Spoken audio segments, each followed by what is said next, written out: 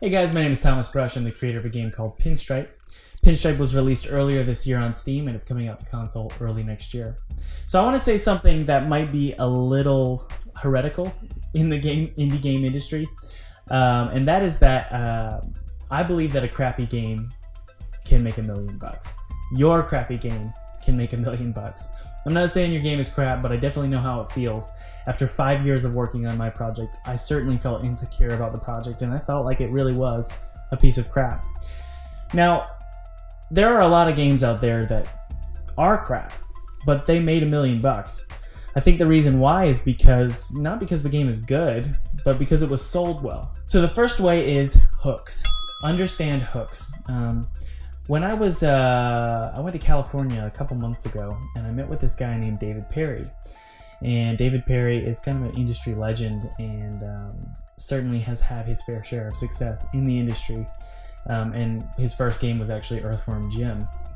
Got to meet him, and he took me out to lunch, and he told me over and over again the importance of hooks.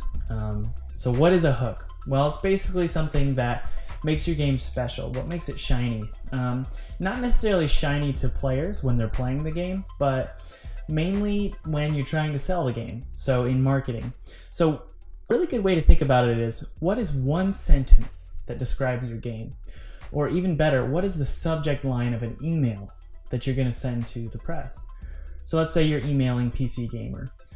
What are you going to say in that short subject line that's special about your game?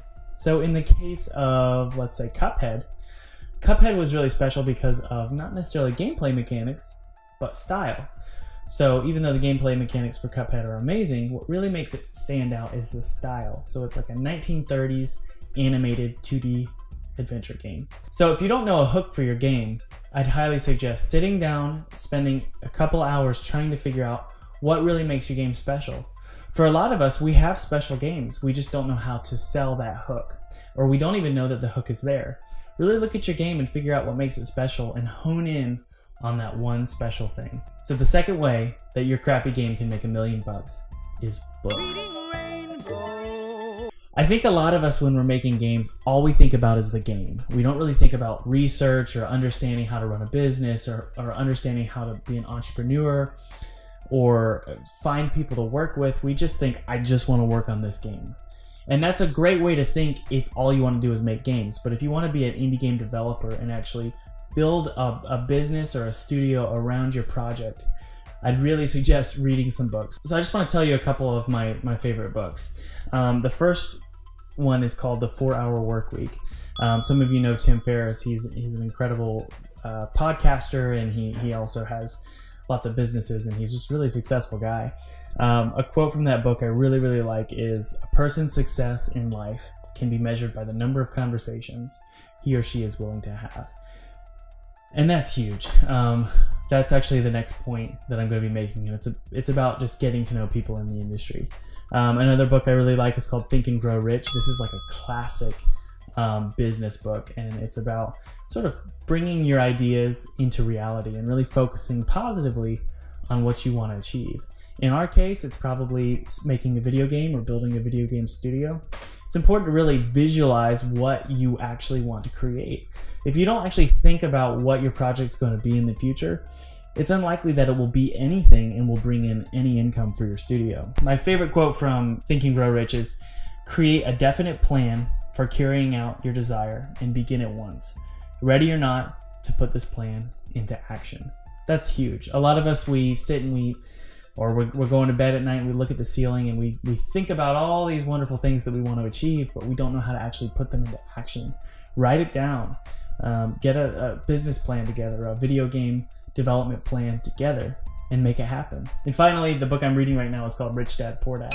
Again, these are like classic, kind of old books, but they definitely sort of stood the test of time. My favorite quote from that is, "The rich don't work for money, money works for them." And that's especially true in game development. You don't really just want to work your butt off to make money. Any money you make really should be used to work for you. Use money as a resource to accumulate more money, not to be greedy and wealthy, but to continue to be able to make games. Money should work for you. You should not work for money. For me, it's so funny because sometimes I'll get a little worried about my studio or about money or making games. And I'll lay awake at night and I can't figure out a solution. Well, it's crazy because you just got to go to audible.com and like find their coolest business books and just listen to them. And suddenly you just feel at ease. You feel a little bit more relaxed and you realize I'm not the only person out there trying to make it. There's millions of entrepreneurs in the world, and there's so much information to learn, and there's so many different ways to keep a project afloat and to finish a project and essentially, you know, one day hopefully make $1 million. The third way your crappy game can make $1 million is reach out to successful people. It's so crazy because I have like a lot of friends in the industry, and some of them I'll say, hey, you know, reaching out to successful people really worked out for me.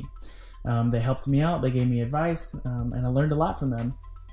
And people will smile and nod and then will never actually do anything about it. If you're not reaching out to successful people, go do it now and see what happens. I dare you, reach out to 10 successful people. Go find their email. It's not hard, or tweet to them or something and say, hey, I'd really like to get to know you. Do you have any advice for me about making games? It's crazy the sort of chain reaction that happens when you reach out to one person.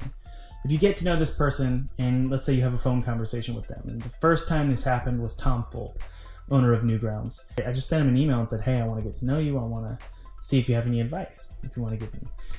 He is the one who introduced me to so many people. He introduced me to PewDiePie. That's how crazy it is. I emailed Tom Fulp a year or 2 years later, PewDiePie. And PewDiePie did voice acting for Pinstripe. Whoever you want to get to know, you can get to know them. You just have to take the step and email them. Make sure you have some quality work to show them, but reach out to them. Tell them you want to get to know them. Tell them you need their advice. The best way to get to know people more successful than yourself is to ask them for advice. So obviously, we want to get to know industry veterans because, you know, maybe one day you can sit on their shoulders and their influence can help you. But it's also important to remember that just getting advice is always extremely crucial. I remember I was struggling to make ends meet and I was trying so hard to work my butt off to make Pinstripe.